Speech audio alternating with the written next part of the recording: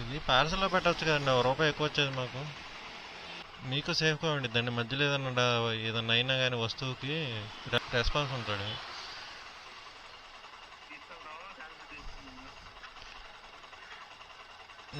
చేసి వేరేది పెట్టుకుంటాను, పెట్టుకోండి ఏమన్నా. క్యాన్సిల్ అది చేయండి, క్యాన్సిల్ చేసి వేరేది పెట్టుకోండి ఇంకొకటి.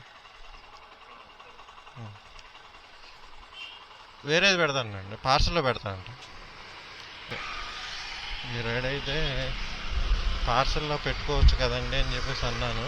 తీసుకెళ్తావా క్యాన్సిల్ చేసుకోనా అన్నాడు, క్యాన్సిల్ చేసుకోమన్నాను అనమాట. మనకెందుకు అంత అవసరం. 10 రూపాయలు కక్కుర్తుపడి మళ్ళీ పార్సల్లో పెట్టకుండా బైక్ ట్యాక్సీలో పెట్టాడు కుర్రాడు.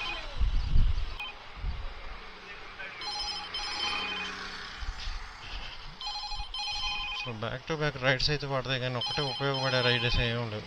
రూపాయి రాదు ఈ రైడ్స్ అన్ని యాక్సెప్ట్ చేస్తే. అన్నీ బైక్ బూస్ట్లే. ఒకటి బైక్ ఇచ్చాడు, దానికే 3 కిలోమీటర్ల పికప్ ఇచ్చాడు. ఇదే ఇట్లా మోగుతూ ఉండిద్ది. ఓలా ఓవర్ ఏమో నిద్రపోతూ ఉంటాయి. అదే ఇక్కడ వచ్చే సమస్య. ఓకే, గాంధీనగర్కి అయితే రైడ్ పడిందండి, ఇంకో రైడు. ఇదైతే క్యాన్సిల్ అయిపోయిందిగా. 2415 40. ఓలాలో అయితే ఒక 50 రూపాయలు రైడ్ అయితే పడిందండి, యాక్సెప్ట్ చేశాను.